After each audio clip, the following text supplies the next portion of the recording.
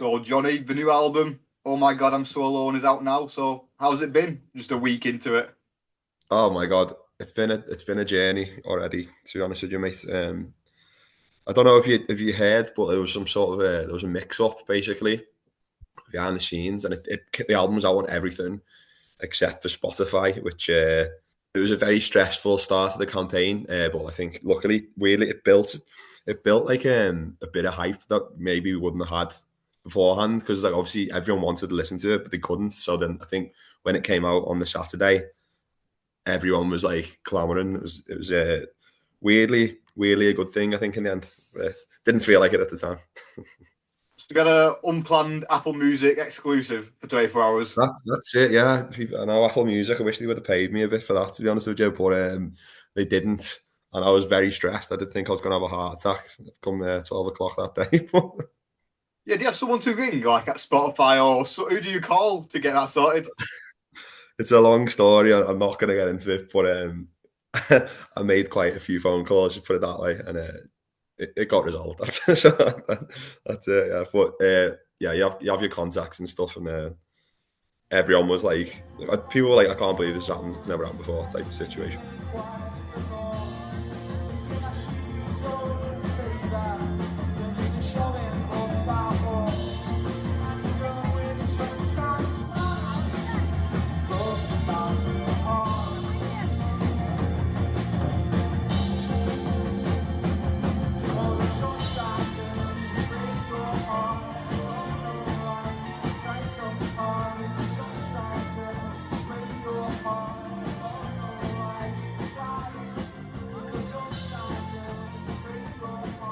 So now it is out everywhere.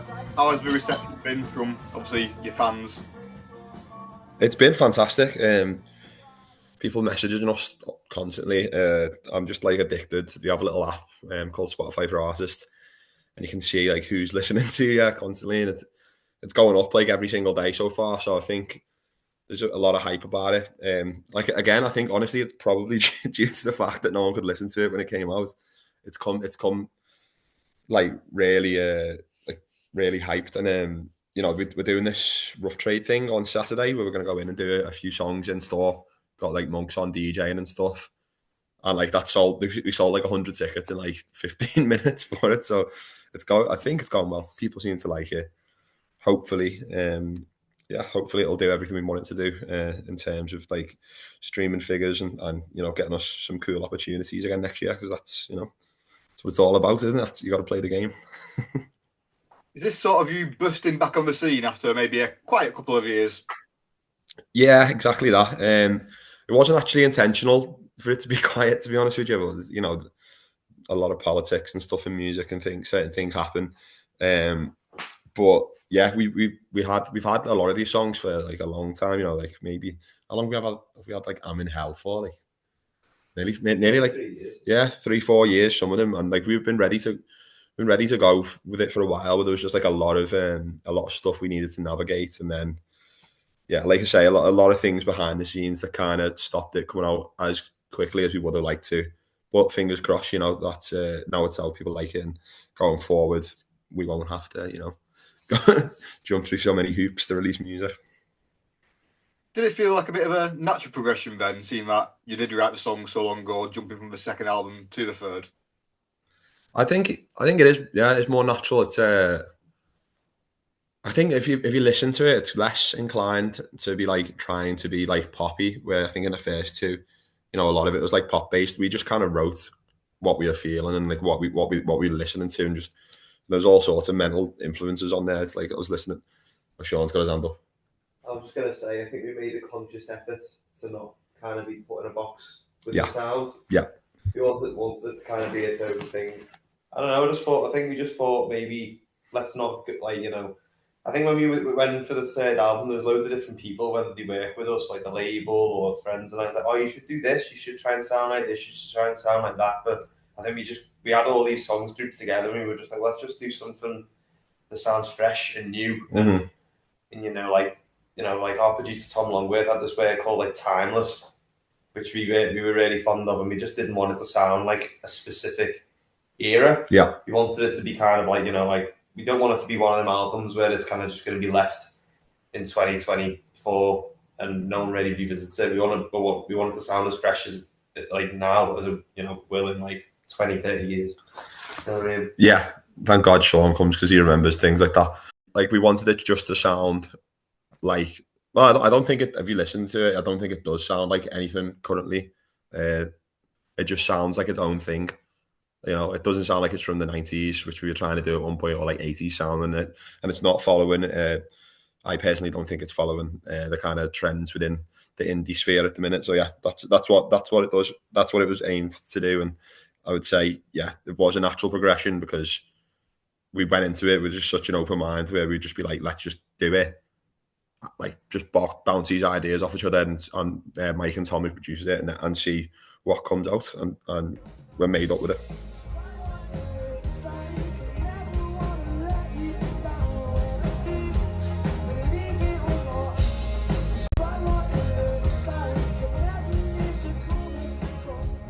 Would you say it's a lot more authentic to what you are? Like, there's some similarities to the other albums, but there's also some differences as well. Yeah, I think so. I think early first album, we were just like literally teenagers when we were doing it. Do you know what I mean? So we were trying to sound like the Smiths, and that was pretty much it. Like that's about as deep as we thought it went. The second album, I feel like, was like a bridging kind of thing to us being a bit more just having a laugh with it more than anything.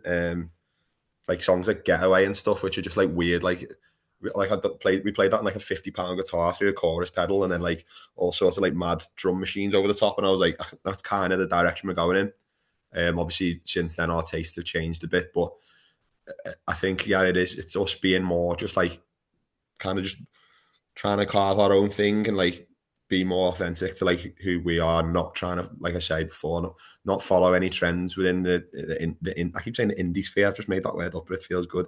But yeah, not following any trends within like the wider scene or like the city, And you did a thing that a lot of artists do when they've got a new album going out. Everything on your social media, Instagram got deleted from before, and you were sort of like a new chapter. So why do musicians do that? I you know what? I don't really know why we do it. I think we just say we weren't following the trends. We just done it because everyone else does it. Nah, only messing. I think it was to signify a fresh start, and I'm glad you noticed that because it took Sean bloody days putting everything in the archive. So yeah, like getting rid of the whole Insta. I know it took me hours and hours and It took hours. so long. Crap that we posted everything. Honestly, he was sending me some of the old posts. I was like, what the hell are we posting? Like, just rubbish pictures of like Sean's cat on Instagram. It's like, what are you doing? Well, yeah, it's it's like trying to be a bit of a fresh start. You know what I mean? Because, like you say, it was a bit of a quiet period, so it was nice to come out with something. And we work with the label to for the release of the first single to like set up a phone line fans could call. And I don't know if you called it, but like I was on the other end, and it was just like a nice way to like show everyone something else is happening now, because I feel like some people forgot we were even still together, which is shocking, but it's the way it goes. You be quiet. Do you think COVID and the lockdown and all that was a big part of it as well, sort of just getting back up and running and getting back to where we were made before? Absolutely, yeah. I mean, it's no point complaining about it now. It seems almost selfish to moan about it. People had it much worse than the band slowing down, but it definitely did affect it. Obviously, 2019, we were riding quite high, and we had quite a lot planned for 2020. But listen, it takes the wind out your sails, and then you just got to kind of crack on and do the best you can. That's what we're doing. So, how are you planning to celebrate this new album? Obviously, Rough Trade on Saturday. So, is that going to be a big party?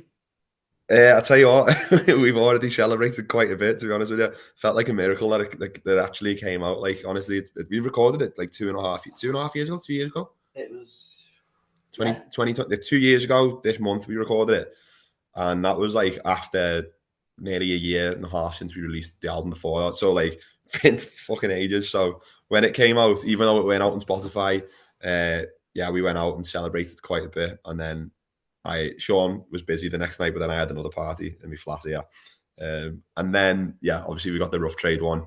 That was all close friends and family. But the Rough Trade one's a good chance for the fans to come and celebrate with us as well.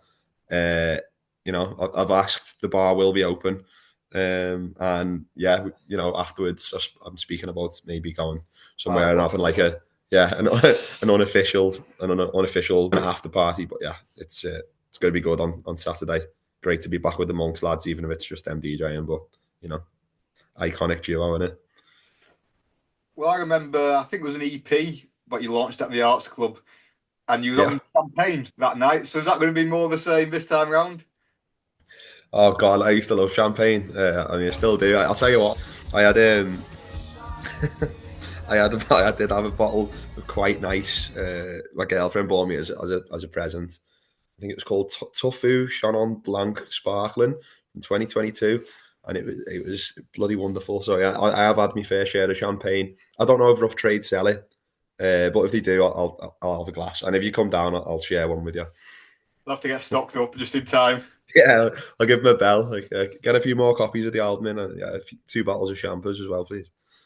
But of course, that Arts Club show, you did crowd surfing, and I think it was the first time I interviewed as well. And I think you was meant to tell me about the next headline show, and instead you told me about the album, which you weren't meant to. Yeah, and I think you know what, I've put a bit of weight on since then, so it's a bit less crowd surfing nowadays. But yeah, we haven't got a new album planned just yet. We are working on writing it.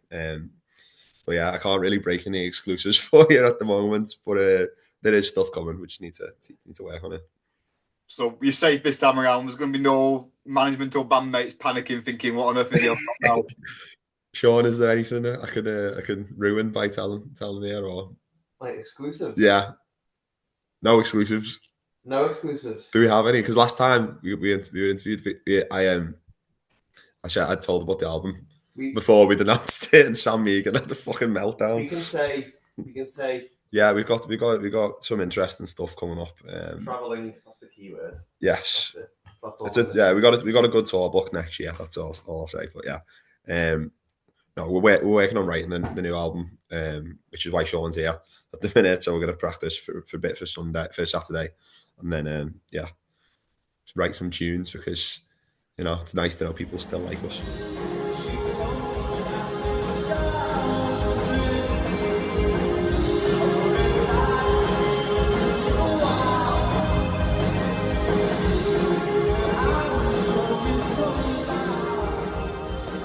Mentioned planning a tour next year, but you have got one in November. Obviously, Manchester, Bristol, London, and Nottingham. So you excited for that?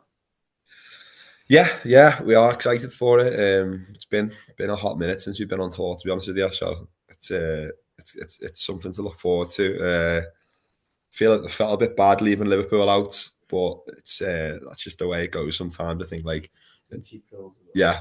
Oh yeah, actually, Sean just reminded me we are going to be playing Liverpool in the Cheap Thrills, but we're supporting Cheap Thrills next Saturday, is it? Saturday, week on Saturday.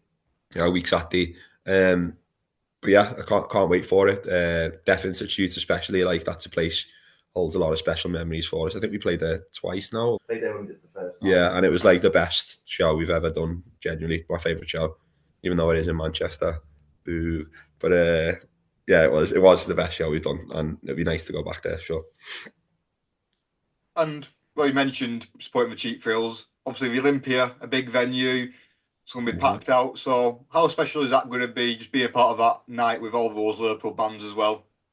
I think it's going to be great, honestly. I think there's quite a good indie scene here at the minute. It's nice that like they've got so many of the bands who are doing well together for one thing. Well, that just speaks volumes of the Cheap Thrills and how much everyone loves them. Like they're the nicest lads, super talented, and I'm made up for them. It's just nice to play a small part in that because yeah, we've never played the Olympia, have we? So I mean, confession, yeah, here's a exclusive. I've never even been to the Olympia. I've never been to a show there. So Sean's been to plenty there, but like I'm double excited because it's like I think it's nearly like 2,000 people going to be there, which is huge, and it's a great chance. And obviously, my nan used to go dancing there when she was young, half the age of us. Wow, see.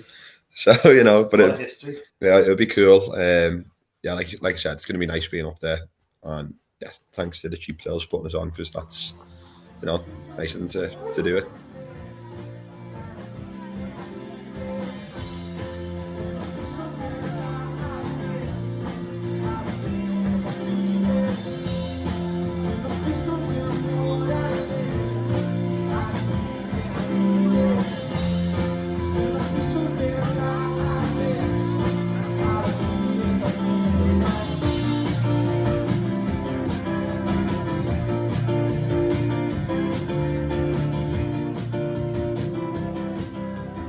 touched on it's been a while since you've done too many live shows. I know you've maybe joined Sound City here and there, but Oh yeah. sort of changed as a band since you did your last sort of run of shows.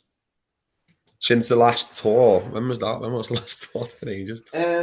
We did a couple of shows last summer. We did one in London, and we did one in Manchester. And we've done like the odd kind of one-off support thing. But this is the first kind of tour in a while since the second album came out. So we're excited to like play a lot of the new material, some of the old favourites, and just see what the fans think. Really, see how it translates live. Yeah, as they say, they do say that. But yeah, I mean, obviously there's been like classic Spinn. There's obviously been a lineup change.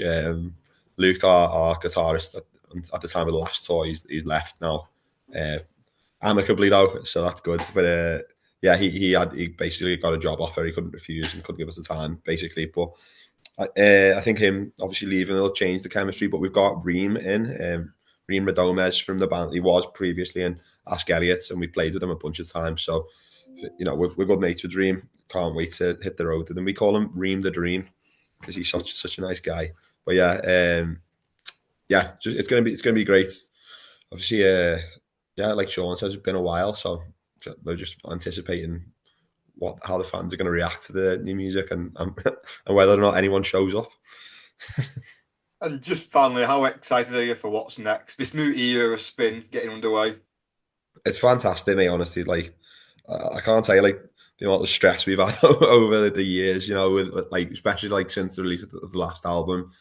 I've said it before, but it honestly felt like it was like because I know and we knew how good the album was, but we just couldn't catch a break and get it released. Just all sorts, like I said, all sorts of like things that just were preventing it. And it was like, is this actually going to happen? Are we wasting all our time?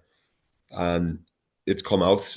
People are loving it, and hopefully, it's getting the reception we think it deserves. So yeah, going forward, you know, it's dead exciting, and we've got some amazing stuff planned next year. Really amazing stuff, and hopefully, you know, we can try and get some good festivals and stuff booked in as well. And that's what we do it for, isn't it? Really, just like we love playing festivals, we love seeing the world and stuff with our mates. So yeah, it's just nice to be able to spend some time with the lads again, most of all.